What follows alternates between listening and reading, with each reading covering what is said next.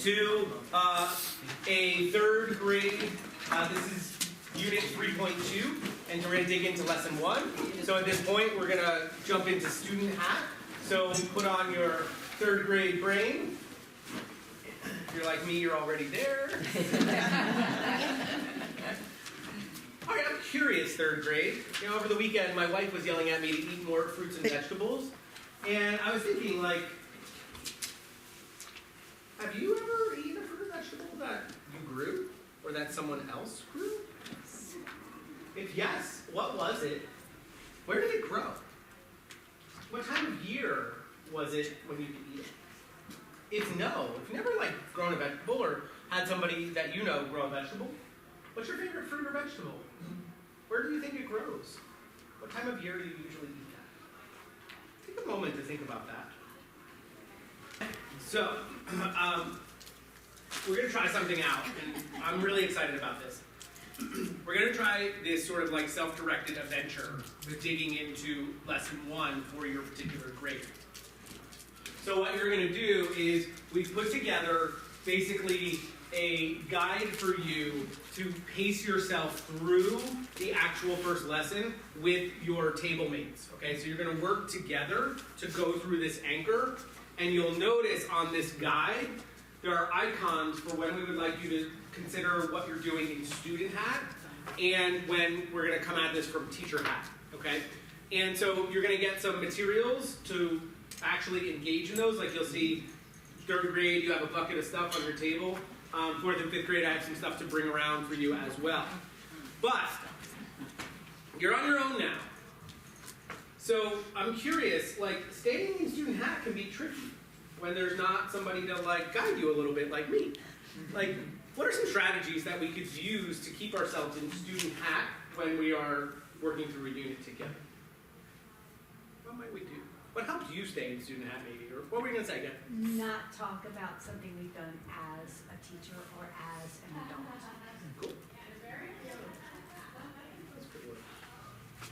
Stay in the moment, not think too far ahead down the road as to what we need to be, but be in the moment of how we're doing.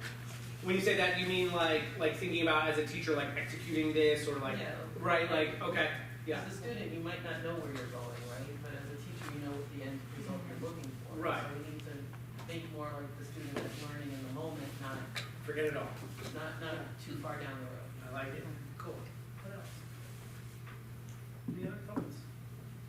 Can we like remind each other, like, all right, third graders? Yeah. I like that. Yeah. Yeah. Sure. Right. We can hold each other accountable. What do you notice looking at all these crazy numbers? Some are based on equatorial location. Ooh, equatorial. What does that mean? Tell us more. Where they are on the relative to the. Oh, right. Wait, we talked about like the equator, like that thing. Yeah. I like it. Okay, cool. And I heard you say some are. Some are big and some are small. Like there's 30 and there's 90. Huh. Do you feel like it's easy to tell what's happening, like with patterns and things there? No. So, as we move in here, we will be engaging in parts of the session in student hat, and actually for us, most of it will be in student hat. So we are going to consider the unit from the student's perspective. We're going to focus on what students might think, wonder, and feel as they engage in this lesson. And students' ideas are based on where we are in the storyline.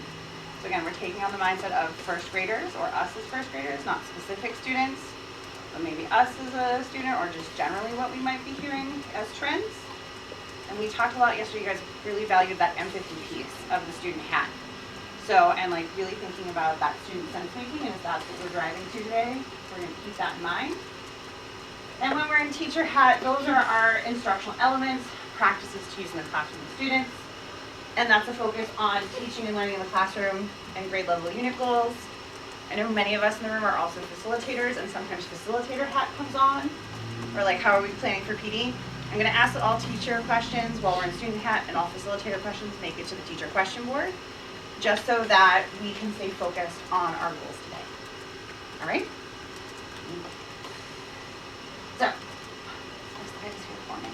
So we are moving into student hat. 2 lessons.